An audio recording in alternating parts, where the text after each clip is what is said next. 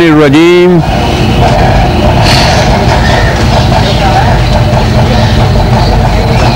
بسم اللہ الرحمن الرحیم۔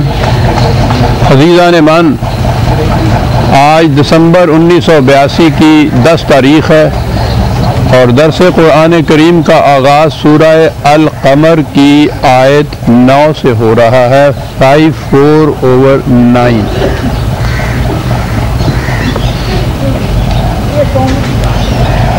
قرآن کریم میں آپ شروع سے آخر تک دیکھیں گے،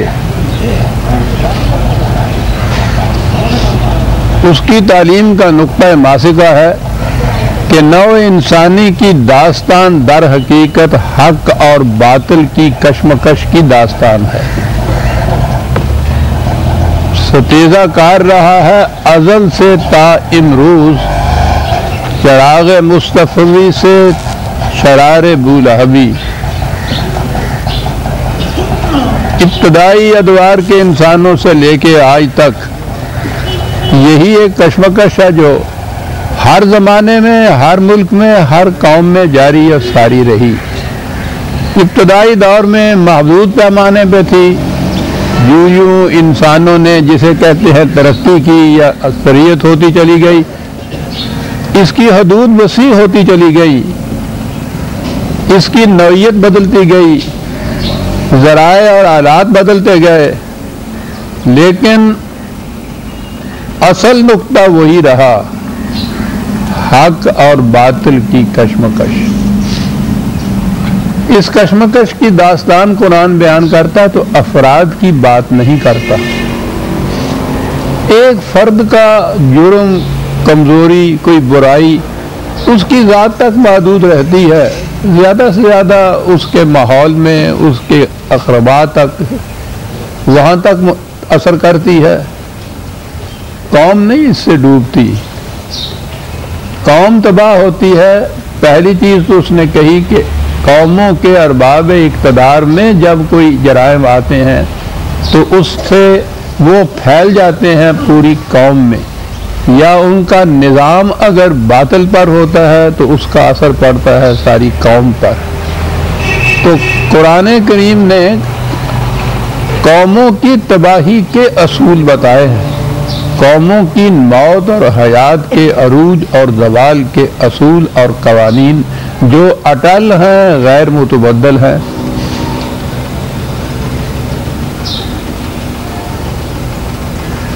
آپ دیکھیں گے کہ ابتدائی دور سے جہاں سے قرآن کریم حضرت نوح علیہ السلام کی داستان کے سلسلے میں بات شروع کرتا ہے، اس وقت سے لے کر آج تک وہ جو قوموں کے جرائم گناتا ہے وہ یکساں چلے آ رہے ہیں۔ اور اب جو ہم کہتے ہیں نا کہ قرآن کریم قیامت تک کے لیے، ہر نوع انسانی کے لیے، ہر قوم کے لیے ضابطۂ حیات یا ضابطۂ قوانین ہے، اس کے معنی یہی ہیں کہ وہ جو جرائم جن کی کشمکش کی داستان یہ بیان کرتا ہے وہ آج بھی اسی طرح سے ہیں، کشمکش آج بھی اسی طرح سے جاری ہے، کشمکش اس کے بعد بھی اسی طرح سے جاری رہے گی۔ تو اس کے لیے قرآن نے جو اصول بیان کیے ہیں وہ بھی اسی طرح سے غیر متبدل ہیں۔ یہ جب داستانیں ہمارے سامنے آتی ہیں تو اس میں یہ نہیں دیکھنا چاہیے مثلاً کہ فلاں قوم، قوم نوح، قوم عاد، قوم سمود، کہاں ملک ان کا تھا، کس نسل سے یہ تھی۔ ٹھیک ہے، تاریخی نقطۂ نگاہ سے یہ چیزیں اہمیت رکھتی ہیں، اصل اہمیت یہ ہے اس قوم کا جرم کیا تھا جس کی وجہ سے وہ تباہ ہو گئی، اس کا نظام کس طرح سے باطل تھا جس کی وجہ سے وہ نظام ان کی تباہی کا باعث بنا۔ یہ جتنی داستانیں ہیں اس میں یہ ہے نقطہ جو غور طلب ہوتا ہے، اور وہ اس لیے غور طلب، یہ نہیں کہ اس سے ہماری معلومات میں کچھ اضافہ ہو جاتا ہے، بلکہ یہ کہ آج بھی وہی جرائم ہیں قوموں کے، جن قوموں میں وہ جرائم جاری و ساری ہیں، جن کا نظام اس کے اوپر مبنی ہے، وہ تباہ ہو جائے گی۔ جو قوم اس کے ان جرائم سے مجتنب رہ کر جو نظام قرآن نے تجویز کیا ہے اس کی طرف آ جائے گی، وہ عروج اور زندگی کی شادمانیوں کی حامل قوم ہوگی۔ ایک ہی اصول چلا آ رہا ہے۔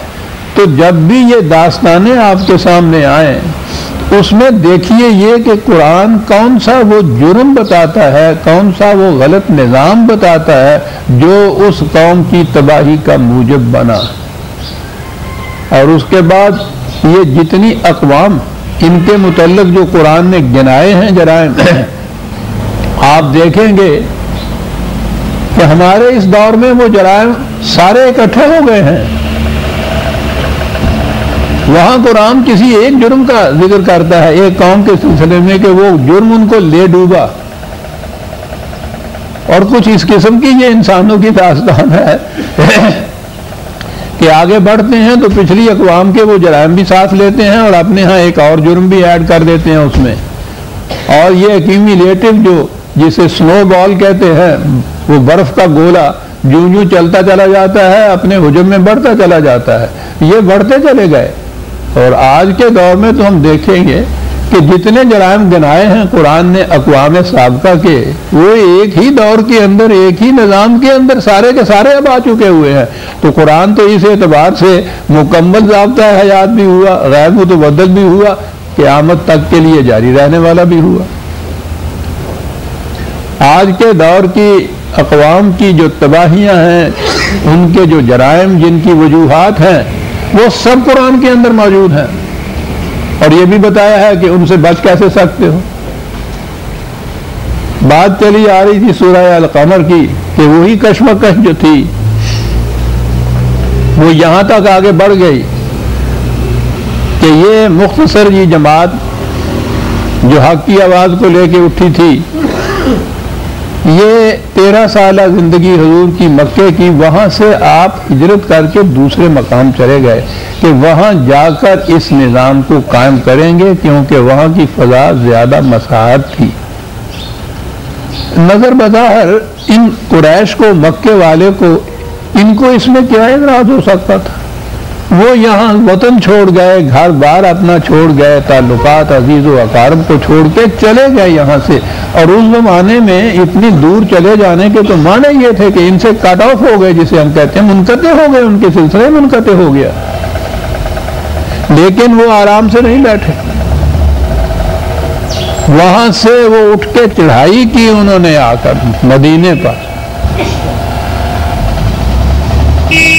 عام مورخ کی سمجھ میں یہ بات نہیں آتی کہ ان کو اب کیا تکلیف تھی جو اس طرح سے اپنا لاؤ لشکر اتنا عظیم لے کر اس زمانے کی مسافتوں کو طے کر کے، بڑی صعوبتیں اور مسافتیں ہوتی تھی سفر میں، اور یہ چڑھائی کرنے آگے، اگر یہاں وہ نظام قائم ہو جاتا تو ان کا کیا بگڑتا؟ یہی تو ساری بات ہے۔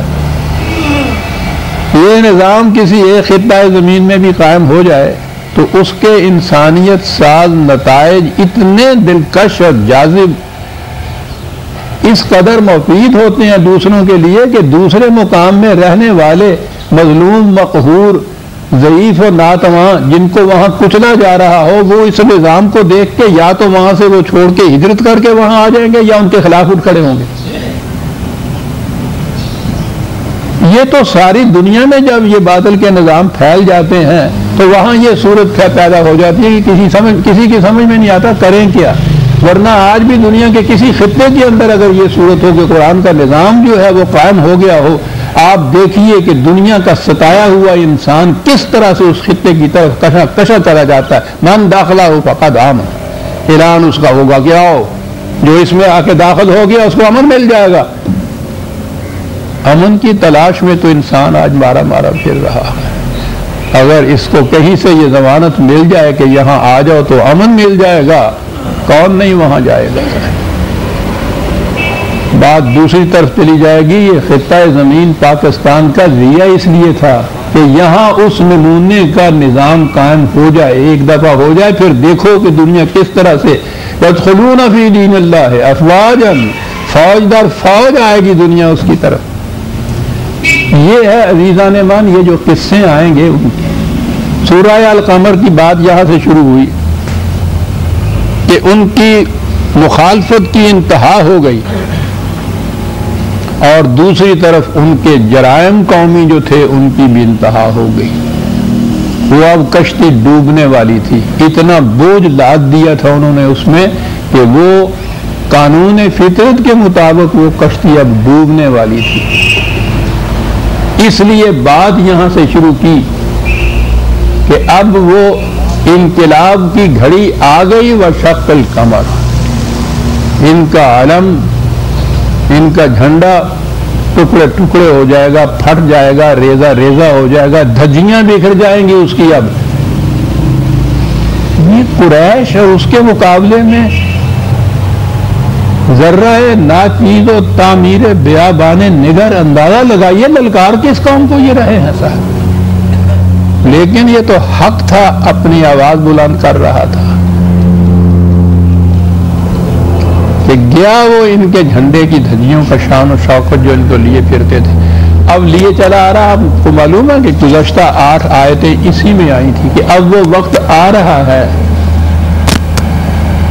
ان کا جھنڈا سرنگوں ہوگا، یہ شکست کھائیں گے، یہ بڑے بڑے سردار قیدیوں کی حیثیت سے سامنے آئیں گے، سرنگوں سامنے آئیں گے۔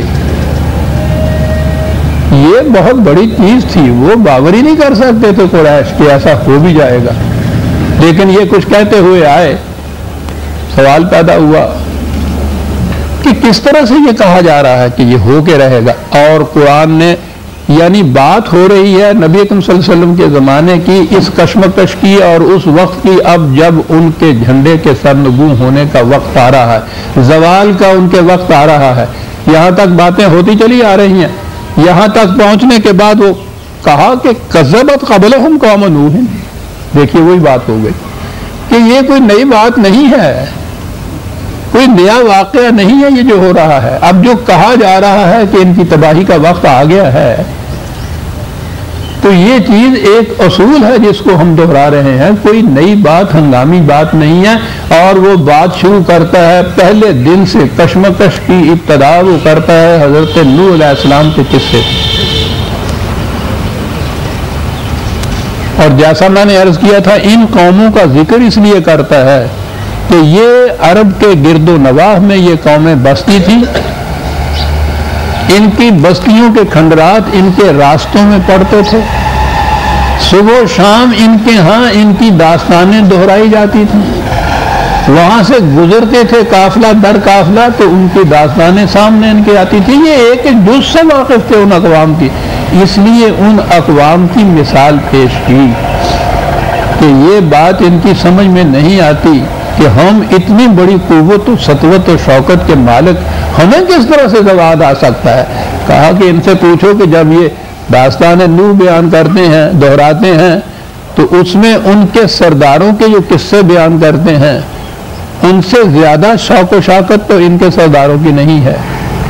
پھر یہ خود کہتے ہیں کہ اس کے بعد وہ ڈوبی کشتی ان کی، تو یہ تو اس کا خود اقرار کرتے ہیں۔ اتنی سی بات ہے کہ اپنے پر اس کو منطبق نہیں کرتے کہ ہمارے ہاں بھی وہی جرائم ہیں، اس کا نتیجہ وہی ہوگا جو وہاں ہوا تھا۔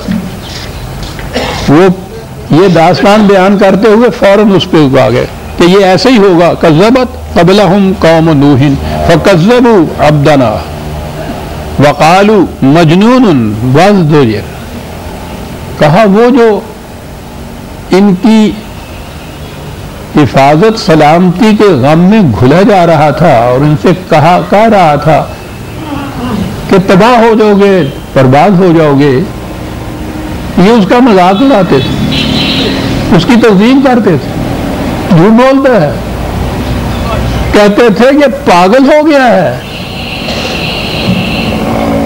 واقعی وہ جو قوت کے نشے میں بدمست ہوتا ہے وہ اپنے آپ کو کبھی نہیں کہتا کہ میں پاگل ہو گیا ہوں، وہ دوسروں کو ہی کہتا ہے کہ یہ پاگل ہو گئے ہیں، لیکن پاگل ہو گیا، بدکار کے نکال دو اس کو یہاں سے۔ صبح شام جب دیکھو یہی بات، تباہ ہو جاؤ گے، برباد ہو جاؤ گے، منحوس یہ ہے ان کا کہ نحوست آتی ہے اس کی وجہ سے، یعنی یہ اپنی تباہی کی بات سننے کو برداشت نہیں کرتے تھے، نحوست آتی ہے اس سے، مجنون پاگل ہو گیا ہے۔ فدعا ربہ انی مغلوب فانتصر، تو اس نے اپنے خدا کو پکارا، کہا کہ یہ تو اب بڑھتے چلے آ رہے، چڑھتے چلے جا رہے ہیں، اس لیے اسے عام کہیں گے کہ میری مدد کر، تو وہ تو آپ کو معلوم ہے مدد کے کیا معنی ہوتے ہیں۔ دوسرے معنی یہ بھی ہو جاتے ہیں کہ کمزور ہوں میں، میرا انتقام لینے کا انتظام کرو، مطلب یہی ہے کہ میں مغلوب ہوں اس وقت۔ اور یہ مقام آ جاتا تھا، ہر نبی کی داستان میں یہ مقام آتا ہے جہاں وہ مغلوب ہوتا ہے، بظاہر ان کی قوت اتنی بڑھ گئی ہوتی ہے کہ اس کے مقابلے میں اس کی قوت نہیں اتنی ہوتی۔ ٹھیک ہے، فَفَتَحْنَا أَبْوَابَ السَّمَاءِ بِمَاءٍ مُنْهَمِرٍ، یہ داستانیں تو آپ کو معلوم ہی ہے حضرت نوح علیہ السلام کی، اس لیے بار بار جب آئیں گی تو میں بار بار اس کی تفصیل میں نہیں جاؤں گا، اس لیے کہ یہ سب چیزیں معلوم ہیں آپ کو۔ ٹھیک ہے، یہ چیزیں بھی میں بتا چکا ہوا ہوں کہ یہ جو قرآن نے بتایا ہے کہ اس کی تباہی بارش سے، سیلاب سے ہوئی، ان کی تباہی زلزلے سے ہوئی، ان کی تباہی کوہ آتش فشاں کے لاوے سے ہوئی، یہ ساری چیزیں جو ہیں ان کا تعلق کیا تھا اس قوم کے غلط نظام سے، یہ چیزیں بھی میں بتا چکا ہوا ہوں، اس لیے بار بار ان کے دہرانے کی ضرورت نہیں رہے گی۔ یہ قوم جو تھی تباہ ہوئی، فجرنا الارض عیونا فالتقى الماء على امر قد قدر، یہ جو کہا جا رہا ہے نا کہ اس کے معنی یہ ہیں کہ پہلے سے لکھا گیا تھا ایسا ان کے لیے کہ ہو جائے گا، یہ لکھا جانا جو ہے یہ ترجمہ صحیح نہیں، پہلے سے قانون ہی یہی مقرر ہوا تھا کہ جب کسی قوم کے جرائم اتنے بڑھ جائیں تو پھر اس کی کشتی ڈوبا کر دی ہے، یہ معنی ہے قد قدر۔ خدا کے قوانین ہیں جن کے مطابق یہ ہوتا ہے، یہ کچھ ہنگامی طور پہ نہیں ہو جاتا، اس کے یہ قوانین مقرر، اور وہ وہی بات جو کشتی والی بات سامنے آئی ہے تو کشتی سے ہی تو بات سمجھ میں آئے گی۔ کشتی میں اتنی سواریاں آپ لاتے ہیں، کشتی تیر کی طرح پانیوں کے اوپر بت کی طرح تیرتی ہوئی جاتی ہے، دوسرے کنارے پہ پہنچ جاتی ہے، سالہ سال یہ ہوتا ہے، کبھی جو وہ ڈوب جاتی ہے تو اس کی تحقیق کرنے پہ ہوتا ہے کہ یہ اوور لوڈ ہو گئی تھی، وزن زیادہ اس میں لاد دیا گیا تھا۔ یہ کیا چیز ہے؟ یہی چیز ہے جسے مقدر کہتے ہیں۔ ایک قانون مقرر ہے کہ اتنی ضخامت کی کشتی، اتنا بوجھ اس میں لاد دو گے تو وہ حفاظت سے چلی جائے گی، اس سے زیادہ بوجھ لاد دو گے تو ڈوب جائے گی، اسی کو تقدیر کہتے ہیں۔ اگر کوئی چیز پہلے سے لکھی ہوئی ہے تو پہلے سے یہی لکھا ہوا ہے کہ اتنے وزن تک یہ کشتی برداشت کرے گی، اس سے زیادہ لاد دو گے تو ڈوب جائے گی، اسے کہیے کہ یہ تو لکھا ہوا ہے۔ کوئی بھی کشتی ہوگی، کہیں بھی ہوگی، کوئی بھی وقت ہوگا، جب یہ چیز ہوگی تو یہی اس کی تقدیر ہوگی، قد قدر۔ وَحَمَلْنَاهُ عَلَى ذَاتِ أَلْوَاحٍ وَدُسَرٍ، اور یہ جو تھے انہیں بچا لیا گیا کیونکہ انہیں پہلے سے یہ انہوں نے سیلاب سے بچنے کے لیے اپنی حفاظت کا سامان کر لیا ہوا تھا، یہ بھی قانون آ گیا۔ تباہی آنے سے پہلے اپنی حفاظت کا سامان کر لیا جائے تو وہ بچتا ہے۔ تجری بِأَعْيُنِنَا جَزَاءً لِمَنْ كَانَ كُفِرًا، وہ ہماری زیر نگرانی چلی جا رہی تھی پانی کے اوپر حفاظت سے، یہ جن کی صداقت کا انکار کیا جا رہا تھا، سرکشی برتی جا رہی تھی جن کے خلاف، ان کا نتیجہ یہ کہ وہ بچ گئے کیونکہ انہوں نے خدا کے قانون کے مطابق حفاظت کا سامان کر لیا، اور یہ جو اس کا تکذیب کرتے رہے، جھٹلاتے رہے، مذاق کرتے رہے، پاگل کہتے رہے، وہ اس قانون کی خلاف ورزی سے جو خدا نے مقرر کیا ہوا ہے ان کی تباہی آ گئی۔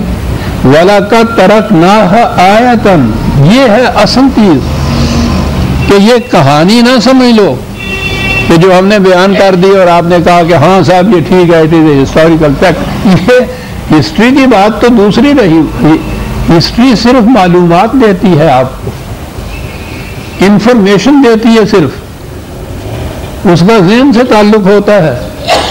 یہ آپ کی ساری تعلیم جتنی بھی ہے یہ ایجوکیشن نہیں ہے، یہ صرف انفارمیشن دیتی ہے، معلومات دیتی ہے آپ کو. فلاں سال میں ان دو قوموں کے اندر جنگ ہوئی، وہ وہاں سے آئی تھی، وہ یہاں سے آئی تھی، ان کے پاس سامان زیادہ تھا، یہ ساری معلومات. کیوں یہ ایسا ہوا یہ نہیں بتایا جاتا. اور تعلیم یہ ہے. قرآن کریم یہ داستان بیان یہاں تک کرنے کے بعد کہتا یہ ہے کہ اس داستان کو ہم نے محفوظ اس لیے رکھا ہے فحال میں مدکر، کوئی ہے جو اس سے نصیحت حاصل کرے کہ یہ کیوں ہوا تھا. یہ ہے مقصد.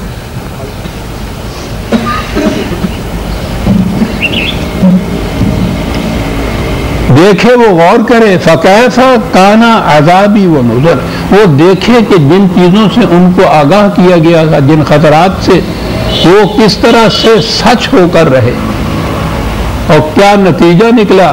ہماری وارننگ سے اعراض برتنے کا نتیجہ کیا نکلا؟ تباہی اور بربادی نتیجہ نکلا. یہ ہے وہ آیت جسے قرآن کہتا ہے. آیت کے معنی ہوتے ہیں کسی چیز دور سے کوئی چیز دیکھ کے یہ اس نتیجے پہ پہنچنا کہ حقیقت کیا ہے. صحرا میں دور دور تک کوئی آبادی نہ ہو، دور سے آپ کو کہیں سے دھواں نظر آئے تو وہ نیچے جو کچھ ہے وہ نظر نہیں آتا. معلوم ہوتا ہے کہ آگ ہے، اور آگ جہاں ہے وہاں انسان ہوگا. میلوں تک وہاں پانی کا نشان نہ ہو، کسی جگہ سے کوبا اڑتا نظر آئے تو وہ سمجھ لیتے ہیں کہ نیچے کوئی چشمہ یا نخلستان ہے، پانی ہے، کیونکہ پرندہ پانی کے بغیر زندہ نہیں رہتا. راستہ بھولے ہوئے جو ہے دور سے کہیں کتے بھونکنے کی آواز آ جائے تو وہ اس طرف چل دیتے ہیں کہ وہاں کوئی بستی ہے. یہ جو چیزیں ہیں نا، وہ دھواں، یہ کوا، یہ کتے کا بھونکنا، یہ آیت کہلاتا ہے. یہ بجائے خیش ایک چیز نہیں ہوتی بلکہ کسی اہم چیز کی موجودگی کی دلالت کرتی ہے.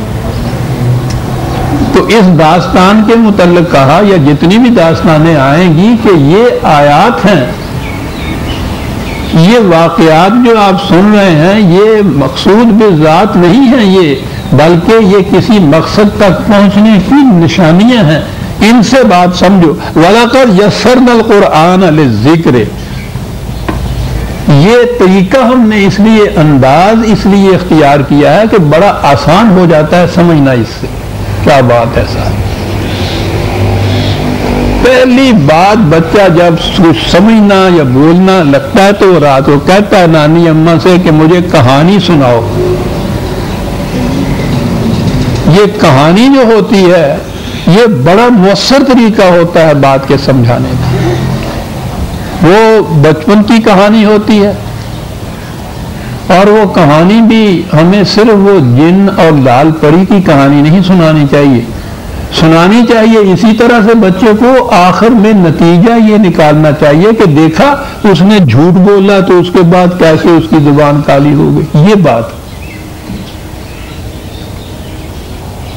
وہ کہتا یہ ہے کہ یہی کہانی کا جو سننے کا جذبہ ہے یہی ہے جب جو ہسٹری کی طرف آپ کو لے جاتا ہے،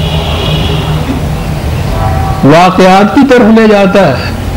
تو یہ بڑا آسان طریقہ ہوتا ہے کسی بات کے سمجھانے کا. ورنہ مجرد ٹروپ جسے کہتے ہیں ایبسٹریکٹ ریالٹیز جو ہوتی ہے وہ فلسفہ ہوتا ہے.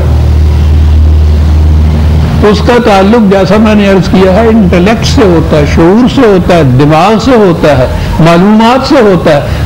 اس کا کچھ نتیجہ نہیں نکلتا. اصل چیز یہ ہے کہ آپ کے دل پر اس کا کیا اثر پڑا. تعلیم جو صرف دماغ تک رہتی ہے وہ معلومات آپ کو تو دیتی ہے. بڑے بڑے جو آپ کے ہسٹورینز ہیں وہ ٹھیک ہے، وہ بیٹھے ہوئے وہ گنا دیں گے صاحب کو 1000 سال کی تاریخ گنا دیں گے، لیکن اس کے بعد اٹھیں گے تو اپنی روش زندگی جو ہے وہ سب اس کے خلاف ہوگی، اس لیے کہ وہ دماغی چیز معلومات کی چیز تھی، قلب تک وہ بات نہیں پہنچی تھی. وَلَقَدْ يَسَّرْنَا الْقُرْآنَ لِلذِّكْرِ، معلومات کے لیے نہیں ہے یہ جو کچھ ہم بیان کرتے ہیں، اس سے ایک نصیحت حاصل کرنی ہے، سامنے رکھنا ہے آپ نے اس بات کو۔ یہ ذکر کے یہ معنی ہوتے ہیں، ایک ایسی اہم چیز جسے ہر وقت سامنے رکھا جائے کہ اس کی خلاف ورزی نہ کہیں ہم سے ہو جائے۔ یہ سامنے رکھنا جو ہے ہر وقت کا ان چیزوں کا، یہ ہے کہ پھر انسان ادھر ادھر نہیں ہوتا راستے سے۔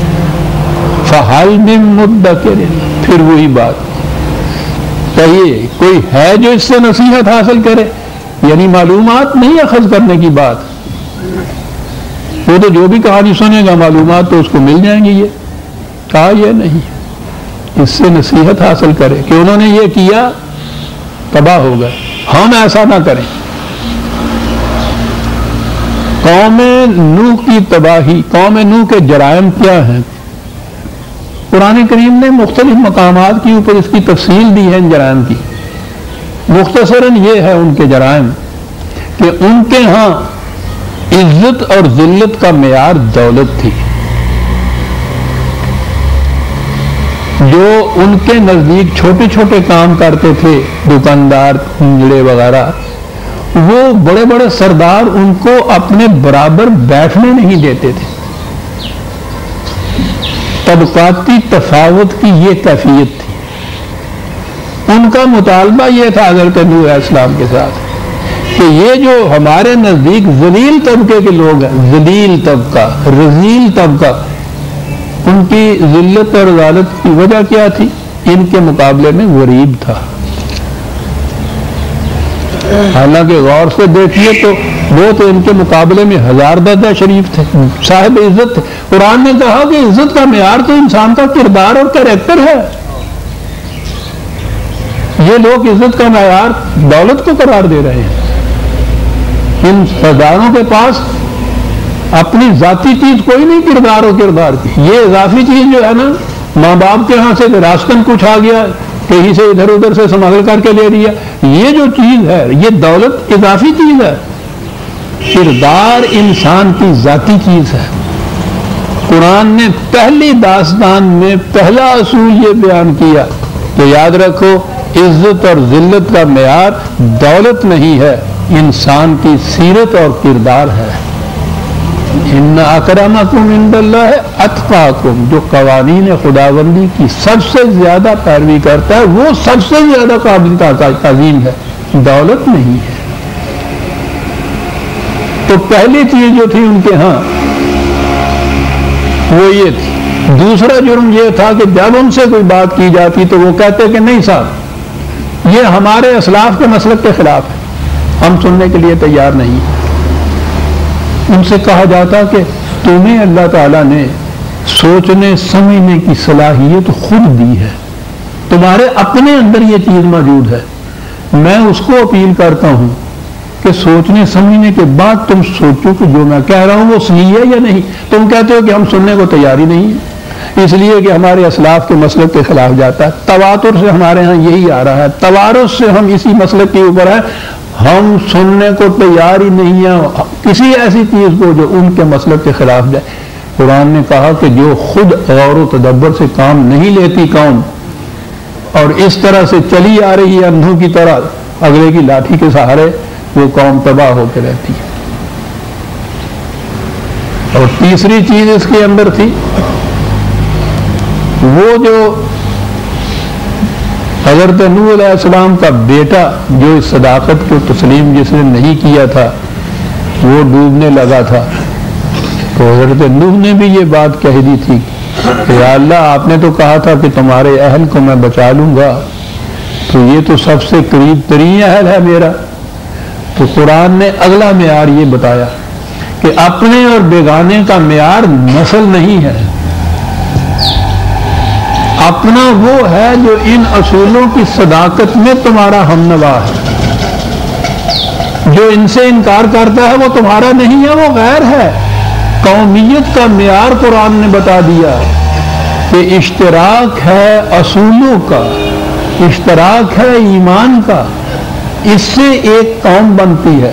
اپنا بیٹا بھی اگر اس سے اشتراک میں تمہارے ساتھ شامل نہیں ہے تو وہ تمہارا نہیں ہے۔ پہلی داستان عزیزان من غور فرمائیے کتنی بڑی 3 چیزیں قرآن کہہ دیا.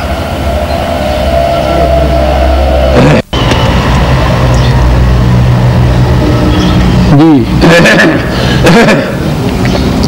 پہلی ہی داستان جو بیان کی بتایا یہ کہ یہ تھا ان کا نظام زندگی، یہ روش تھی، یہ ان کا مسلک تھا، اس طرح سے ان کے یہاں یہ عقائد تھے، اس وجہ سے وہ تباہ ہوئے.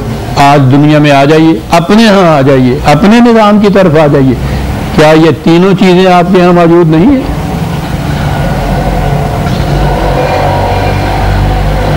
فعالین مدکر قرآن کہتا ہے تم میں سے کوئی کہ جو اس کو سننے کے بعد اس کو یہ آ جائے بات کہ ہم بھی تباہ ہو رہے ہیں. کیا اندازہ کہنے کا فعالین مدکر، بات تو تم نے سن لی. میں پوچھنا یہ چاہتا ہوں کہ تم میں کوئی ہے اب ایسا کہ اس کے بعد کہے کہ ہاں صاحب ہم بھی تباہ ہو جائیں گے اگر ہم نے یہ روش نہ چھوڑی؟ تو ہے کوئی ایسا؟ قوم نوح کے بعد قوم عاد آتی ہے. قرآن کی ہے کذبت عاد فکیف کان عذابی ونصر انا ارسلنا علیہم ریحا صرصرا فی یوم نحس مستمر. وہ تباہ ہوئے، ایک اس قسم کی تباہ کرنے والی ہوا چلی. یہ جو ہوتا ہے نا یوم نحس، یہ ہمارے ہاں تو یہ ہے نا کہ گھڑی بڑی منحوس تھی صاحب، وہ تو دور ہی ایسا نحس آ گیا. ہم سمجھتے ہیں وہ منحوست اس میں ہوتی ہے، قرآن کی روح سے نحوست کہیں باہر نہیں ہوتی، تباہی کا ہی نام نحوست ہوتا ہے. وہ جو تباہی آتی ہے کسی قوم کی وہ نحس چیز ہوتی ہے، تباہی لانے والی چیز. تنزع الناس کأنہم اعجاز نخل منقعر. وہ ان کا داستان سنائی کہ وہ اتنی تیز جھکڑ تھا کہ وہ اڑا کے لے گیا ان کے وہ گھر بار تو ایک طرف رہے، بڑی بڑی جو ایسی کھجوریں، کھجور بہت زیادہ مضبوط ایک جڑوں والا تنے والا درخت ہوتا ہے. یہ آپ نے دیکھا یہ وہ سندھ میں مسلمان جو پہلے آئے ہیں کاظم کے زمانے کی، انہوں نے آ کے یہ پودے یہاں لگائے تھے. ہندوستان میں تو کھجور ہوتی نہیں تھی، ہزار سال کی کھجور کھڑی ہے. جہاں کہیں بھی آپ دیکھیں گے بہت ڈیپ روٹڈ ہوتی ہے جڑیں اس کی. جنہوں نے پانی جا کے پتال سے لینا ہو جن جڑوں نے، آج سوچیے نا کہ کتنی مضبوط ہوتی ہیں وہ جڑیں. کہتا ہے اتنی مضبوط جڑوں والی قوم جو تھی وہ یوں اکھڑ کے ادھر چلی گئی جیسے اس کی کہیں جڑ تھی ہی نہیں.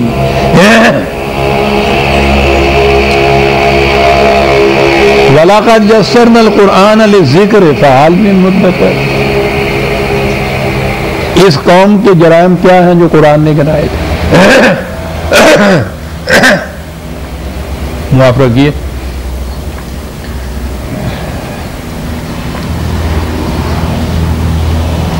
پہلی چیز قرآن نے ایک لفظ میں ساری داستان بیان کر دیا. وہ کہا کہ وہ قوم المجرمین تھی. ہمارے ہاں تو مجرم اسی کو کہتے ہیں جو عدالت سے کچھ سزا پا جائے، اور جرائم ہوتے ہیں جو مروجہ قانون کی خلاف ورزی کی جائے. قوم کی قوم مجرموں کی قوم تھی. کیا تھی بات؟ وہ عربوں کے ہاں عربی زبان میں جرم کہتے تھے کسی دوسرے کے درخت کا پھل کاٹ کے اپنے گھر لے جانا. بھیڑ کی اون مونڈ لینا. آج کی اصطلاح میں اسی کو ایکسپلائٹیشن کہتے ہیں نا. استحصال جسے آپ کہتے ہیں، وہ جو اقبال نے کہا ہے کہ اس دور کا سارے دور کا نظام اس آج کی دنیا کا امت بر امت دیگر چرد دانا ای می کارد آ حاصل برد. کوئی قوم اپنے کھیت میں سے نہیں کھاتی، دوسرے کے کھیت میں سے کھاتی ہے جا کے. بوتا یہ ہے کاٹ کے کوئی اور لے جاتا ہے. محنت کوئی کرتا ہے، عیاشی اس کے اوپر کوئی اور کرتا ہے. اسے جرم کہتے تھے وہ. قوم المجرمین کہہ کے ان کے معاشی نظام کا پورا نقشہ ایک لفظ میں کھینچ دیا قرآن نے. اور کیا عجیب قوم تھی یہ. یعنی یہ بات کہ دوسرے کے درخت کا کاٹ کے لے جانا یہ تو عام چیز ہے. یہ جو ہے نا بھیڑ کی اون لینا، یعنی وہ جو اس بیچاری کے پاس ایک ہی چیز ہوتی ہے سردی سے بچنے کے لیے، دوسرا کپڑا ہی نہیں ہوتا، اور وہ کسی کا دیا ہوا نہیں ہوتا، اس کا اپنا ہوتا ہے، اوڑا ہوا نہیں ہوتا، جسم کا حصہ ہوتا ہے. وہاں اس چیز کو بھی مونڈ کے لے جانا اپنے لیے گرم استر بنانے کے لیے، کہتے ہیں یہ ہے نظام ان کا.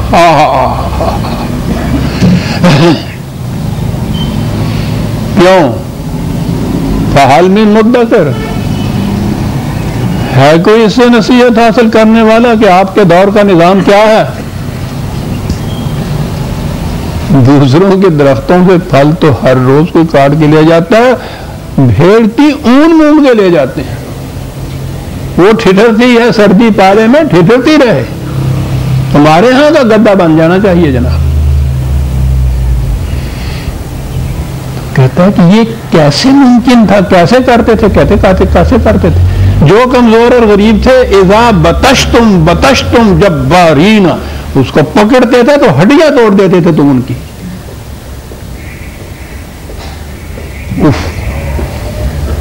ان کے حکمرانوں کے متعلق جبارن عنیدن، یعنی کوئی اور ان کے اندر خصوصیت یا جوہر نہیں تھا. خصوصیت اتنی تھی کہ ان کے پاس قوت زیادہ تھی دوسروں کے مقابلے میں. ڈنڈا ان کے پاس تھا، بندوق ان کے پاس تھی. بس ایسا نظام جو کسی خصوصیات کے اوپر مبنی نہ ہو، محض قوت کے زور پہ مبنی ہو، اور باقی وہ رہے بھیڑ، دوسروں کی بھیڑ کی اون مونڈ کر لے جانے پر، دوسروں کے درختوں کا پھل کاٹ کے لے جانے پر. قوت ہو بنیاد اس کی، اور یہ ہو اس کے استحکام کا ذریعہ. یہ ہے جو قوم عاد بتائی قرآن نے. حضرت ہود علیہ السلام ان کی طرف آئے ہوئے تھے.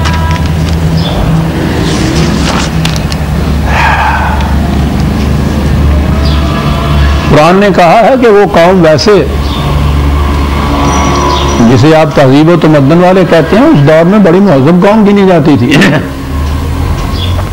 لیکن اتنی ہی مہذب متمدن قوم کیوں نہ ہو، جب وہ ان قوانین، بنیادی قوانین کی خلاف ورزی کرتی ہے، کوئی چیز انہیں بچا نہیں سکتی.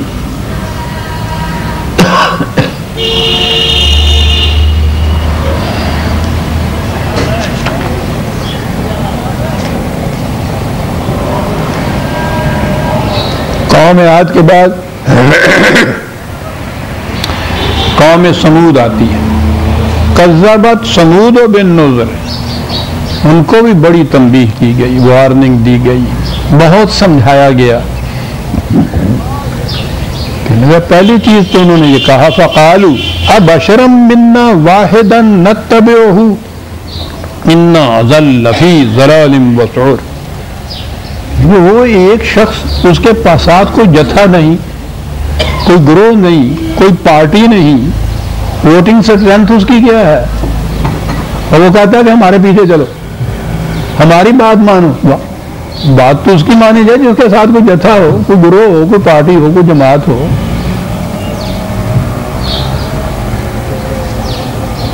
پہلی چیز تو یہ کہی کہ یہ نہیں ہے کہ وہ کہتا کیا ہے وہ سنا جائے.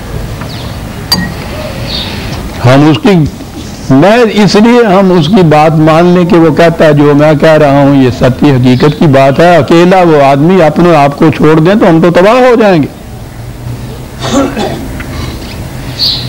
اُلْقِیَ الذِّکْرُ عَلَیْهِ مِن بَیْنِنَا بَلْ هُوَ کَذَّابٌ أَشِرٌ. ایک معمولی انسان، غریب سا آدمی، یعنی اللہ کا انتخاب ملاحظہ فرماؤ، اپنی پیغام رسانی کے لیے اس نے چننا تھا تو ہم میں سے کسی سردار کو چنتا، کسی بڑے کو چنتا، کسی امیر کو چنتا، چن دیا اس کو. یہی بات اس کے جھوٹے ہونے کی علامت ہے. کہ بڑا سردار نہیں ہے، دولت مند نہیں ہے، جو بات کہہ رہا ہے وہ نہیں سن رہے، دیکھ ہی رہے ہیں کہ کیا کون رہا ہے، اور وہ پھر اپنا پیمانہ ہے بڑا سردار۔ قال الملأ الذین، آپ نے تو دیکھا ہوگا پورے پارے کا ذکر اس سے چلا آتا ہے، ملعن، عجیب لفظ ہے قرآن کا، یہ سردار وغیرہ ترجمہ اس کا صحیح نہیں، وہ جن کے گھروں میں برتن بھرے ہوئے ہوتے ہیں کیا بات ہے تو وہ تو پھر ٹھیک ہے نا، دوسرے کو تو پاگل کہنا ہوا جی کوٹھی چ دانے وہ کملے بھی سے آنے، وہ سن جنہوں نے کوٹھیاں دانے ہے گے سن، یعنی ایک لفظ قرآن ساری بات بتا جاتا ہے۔ کہا یہ ان کی کیفیت تھی۔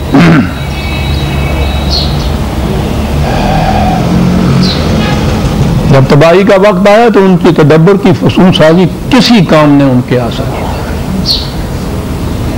راک کا ڈھیر بن کے رہ گئی قوم۔ استعاروں میں قرآن بات کرتا ہے، یہ قوم کی تباہی کے معنی یہ نہیں ہوتے ہیں کہ اس قوم کا کوئی ایک فرد بھی زندہ نہیں رہتا، یہ موت قوم کی ایسی نہیں ہوتی۔ قوم کے مرنے کے معنی ہوتے ہیں ذلیل و خوار ہو جاتی ہے، قوت نہیں رہتی، دولت نہیں رہتی، حکومت نہیں رہتی، دوسری اقوام کے مقابلے میں یہ مردہ قوم ہوتی ہے، ان کے برابر نہیں چل سکتی، پتہ یہ کیفیت ہو جاتی ہے قوموں۔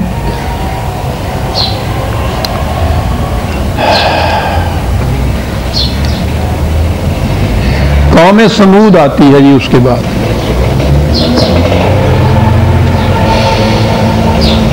انا مرسل الناقۃ فتنۃ لہم فارتقب واصطبر۔ اس قوم کی کیفیت، معاشی نظام ان کا یہ بتایا، قوم سمود کا جو جرم بتایا، ان کی معیشت غلہ بانی کی تھی، مویشی پالتے تھے، یہ چراگاہیں بڑی بڑی وسیع،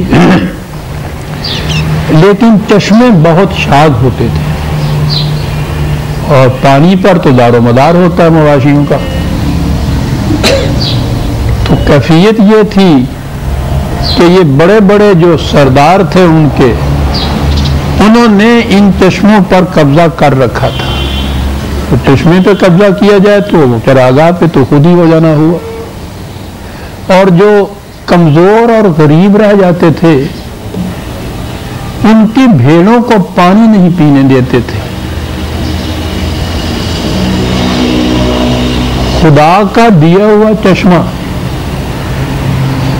ان کا کوئی واٹر ورکس نہیں تھا ان سرداروں کا کہ وہاں سے پانی آتا تھا تو اپنے نلکے کو بند کر لیا انہوں نے، یا وہاں میٹر لگا دیے، زمین سے ابل رہا ہے چشمہ، تو خدا کی زمین، خدا کا اس طرح سے دیا ہوا چشمہ، اور اس نے کہا ہے کہ ہم نے یہ نو انسانی مخلوق، نو انسانی بھی نہیں ہے بلکہ مخلوق کی پرورش کے لیے ہم نے یہ انتظام کیے ہیں، زمین سے جو کچھ پیدا ہوتا ہے، یہ جو پانی آتے ہیں، یہ ہم نے ساری مخلوق کے لیے دیا، تو یہ رہنا چاہیے مخلوق کے لیے۔ انہوں نے قبضہ کر لی، قبضہ کرنے کے بعد کہا کہ یہ ہمارے ہیں۔ خدا نے ان کی طرف جو بات بھیجی وہ یہی تھی ان سے کہ کس صنعت کی بنا پہ یہ تم کہتے ہو کہ ہمارے ہیں؟ تم نے یہ چشمہ خود بنایا ہے؟ نہیں، ہمارے ہاں وراثت سے چلا آ رہا ہے، باپ دادوں سے، تمہارے باپ دادا نے بنایا تھا یہ، کس طرح سے؟ فراں سے ہم نے یہ خریدا چشمہ، جس سے خریدا تھا وہ تو ڈاکو تھا، چور تھا، خدا کا چشمہ تمہارے ہاتھ بیچ گیا، تو یہ تمہاری ملکیت کی سند ہوگی۔ چوری کا مال تو لینے والا جو ہے وہ بھی چور سمجھا جاتا ہے۔ یہ خدا کی چیزیں جو مخلوق کی پرورش کے لیے اس نے بلا مزد و معاوضہ بغیر قیمت کے دیا ہوا نا، وہ ذاتی ملکیت ہو نہیں سکتا۔ کہا تم زمینوں پہ لکیریں کھینچ کے ذاتی ملکیت ان کو بنا دیا، ان چشموں کے اوپر بیٹھ گیا، میں اس ایک تمہارے پاس لٹ ہے، ان کے پاس قوت نہیں ہے، تم ان کے مالک مان بیٹھے. کہا کہ ان چیزوں کے اوپر کسی کی ذاتی ملکیت نہیں ہو سکتی. یہ خدا کی چیزیں خدا کی مخلوق کے لیے ہونی چاہیے.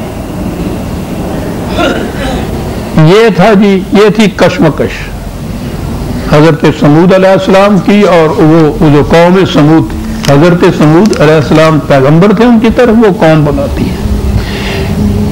یہ تو معاشی نظام تھا ان کا.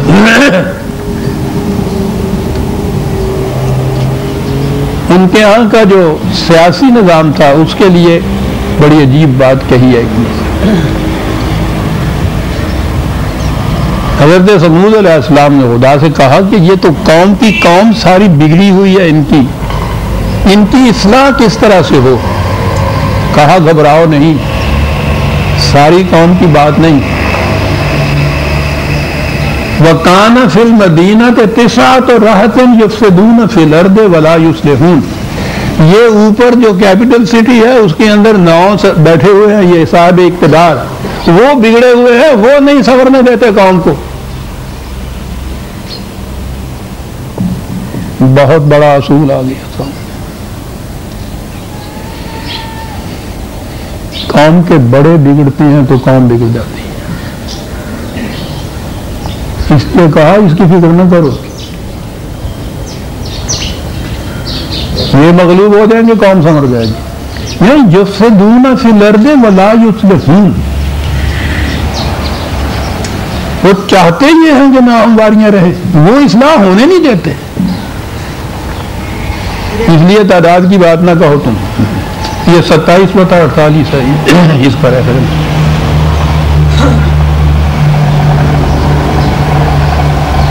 نظر آتا ہے کہ یہ حضرت سمود جو تھے، ان کا کچھ قبیلہ بڑا تھا یا ان کی بہرحال ایک عزت تھی، وہ آمادہ ہو گئے ان کے ساتھ مفاہمت کرنے کے لیے، صلح کرنے کے لیے. کیا بات ہے قرآن کی کہ وہ جو مفاہمت نامہ یا وہ کمپرومائز کا شیٹ لکھا گیا، اسے ہم آج کی زبان میں یہ کہیں گے کہ معاہدہ جو ہوا ان میں، تو معاہدے کی شرطیں یہ تھی کہ ہذہ ناقۃ اللہ، یہ خدا کی اونٹنی، اس کو سمجھو، نہ کسی امیر کی نہ کسی غریب کی، اس کی مخلوق ہے نا. یہ تم جو کہتے ہو غریبوں کی اونٹنیوں کو پانی نہیں پینے دیتے، تو وہ جو اونٹنیاں ہوتی ہیں وہ تو غریب اور امیر نہیں ہوتی. غریب کی اونٹنی غریب بنا دیتے ہو تم اس کو، امیر کی اونٹنی وہ امیر ہو جاتی ہے. وہ اونٹنیاں تو دونوں ہی برابر ہیں. کہا یہ نہیں میں مانوں گا، یہ سردار رتے خان کی اونٹنی ہے، ایبولے کی اونٹنی ہے، سوال ہی نہیں آگا. دونوں خدا کی مخلوق. ناقۃ اللہ، یہ ہے خدا کی اونٹنی. فَذَرُوهَا تَأْكُلْ فِي أَرْضِ اللَّهِ، اور یہ زمین خدا کی اونٹنی، خدا کی زمین تو اسی چاچے لگ رہی ہوگی. کیا اصول ہے عزیزان من. اب سمجھ میں بات آئی کہ قرآن قیامت تک کے لیے ضابطۂ حیات کس طرح سے ہے. آج بھی یہی اصول ہونا چاہیے. خدا کی مخلوق، خدا کی زمین. تم کون ہوتے ہو درمیان میں آنے والے؟ فَذَرُوهَا، ان غریبوں کی اونٹنیوں کو تم بند کر کے رکھ دیتے ہو، بڑھ نہیں آگے دیتے. کھول دو ان کی زنجیروں کو، آزاد کرو ان کو، تاکہ خدا کی مخلوق خدا کی زمین میں برابر چرے پھرے. یہ تھے جی وہ جو آپس میں ان کے معاہدہ ہوا تھا. اس معاہدے کی ٹرمز یہ تھی. عزیزان من، دیکھ رہے ہیں قرآن کی جامعیت کو. آج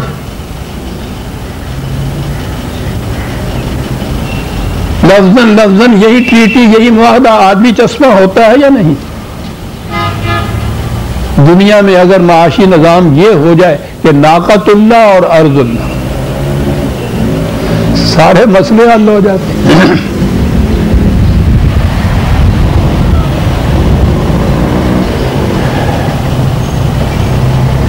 یا تو چونکہ بات وہاں ناقہ کی ہو رہی تھی، اونٹنیوں کی، تو ناقۃ اللہ کہا ہے نبی اکرم صلی اللہ علیہ وسلم کی ایک حدیث ہے جو ابو داؤد کی، اور حضور نے یہ فرمایا تھا کہ زمین اللہ کی اور یہ بندے اللہ کے، اللہ کی زمین کو اللہ کے بندوں کے لیے کھلا چھوڑو، یہ موجود ہے۔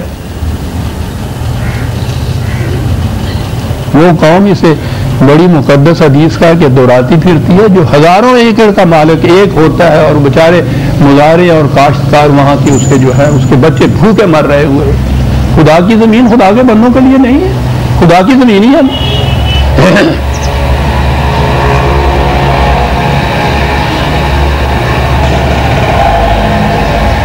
بات پھر یاد آ گئی، اگر کہ مجھے خیال ہے ایک دفعہ پہلے بھی میں نے سنایا تھا، لیکن اس سے بات سمجھ میں خوب آ جاتی ہے۔ اس سے پہلے سوات کا انتظام والی تھے نا وہاں کے، ان کے پاس ہوتا تھا۔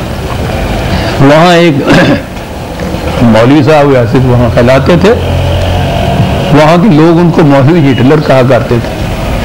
میرے پاس اکثر آتا تھا، بڑا دبنگ قسم کا آدمی۔ آپ سوچئے ریاست کے اندر ریاست کے والی،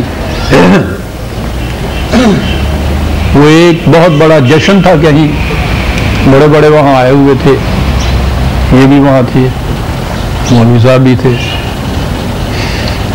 تلاوت قرآن کریم سے شروع ہونا تھا اجلاس، اس نے یہ قرآن کریم کی آیت شروع کی، للہ ما فی السماوات و ما فی الارض جمیعا، زمین و آسمان ساری خدا کی ملکیت ہے۔ جیسے اس نے یہ آیت پڑھی تو یہ بیٹھے ہوئے تھے، کہنے لگا جھوٹ بولتے ہو، کوئی اور آیت تلاوت کرو۔ والی کے بیٹھے ہوئے سامنے جشن کا جلسہ، قرآن کی آیت وہ کہہ رہا ہے، جاہل نہیں ہے، بہت بڑا مولوی تھا، جھوٹ بولتے ہو۔ والی نے خود کہا کیا کہہ رہے ہو، خدا کی آیت اور اس کو کہتے ہو جھوٹ بولتے ہو؟ کہنے لگے وہ خدا کی آیت تو سچ ہے، میں اس کا کہہ رہا ہوں، یہ کہہ رہا ہے کہ ارض و سما خدا کی ملکیت ہے، مجھے سما کا تو پتہ نہیں۔ یہ ریاست کے جتنے مال خانے کے دفتر ہیں میں ایک ایک میں سے ہو کے آیا ہوں، میں نے وہ جتنے جمع بندی کے رجسٹر ہیں میں سارے دیکھ لیے ہیں۔ ساری ریاست کی زمین کے خانہ ملکیت کے اندر والی ریاست لکھا ہوا ہے، کسی ایک ٹکڑے زمین کے نیچے بھی ملکیت کے خانے میں اللہ نہیں لکھا ہوا، تو یہ کیسے کہہ رہا ہے کہ زمین اللہ کی؟ یا جھوٹ نہیں بولتا تو سچ بول رہا؟ کیا بات ہے! ملکیت کے خانے میں خدا کا نام میں نے کہیں نہیں دیکھا، اور کہیں بھی نہیں ہے عزیزان ایمان، اس والی ریاستی کی بات نہیں تھی۔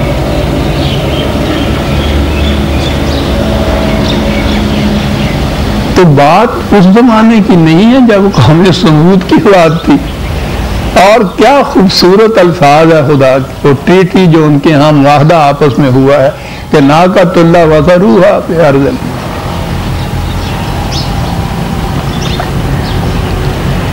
یہ تھا جی وہ جرم جس کے لیے پھر کہا وَنَبِّئْهُمْ أَنَّ الْمَاءَ قِسْمَةٌ بَيْنَهُمْ كُلُّ شِرْبٍ مُحْتَضَرًا۔ بات طے ہو گئی، ہر ایک اونٹنی اپنی اپنی پیاس کے مطابق اپنی باری پہ پیے گی، غریب اور امیر کی اونٹنی کا کوئی سوال نہیں ہے یہاں سے۔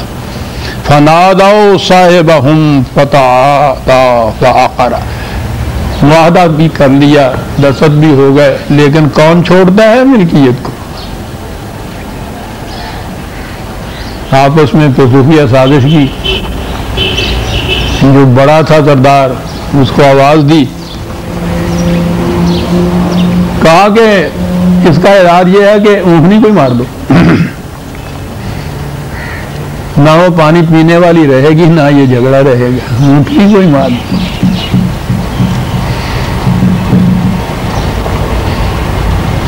اس نے اٹھ کے یوں مار دیا، آج بھوکوں مر جاتے۔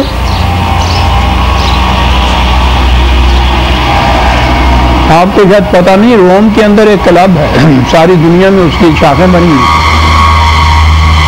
وہ کہہ رہے ہیں کہ یہ دنیا میں جو بہت زیادہ کھانے والے اوور پاپولیشن ہو رہی ہے، اس کا علاج یہ نہیں ہے کہ کچھ زیادہ اگاؤ، بلکہ یہ ہے کہ یہ پاپولیشن کم کرو.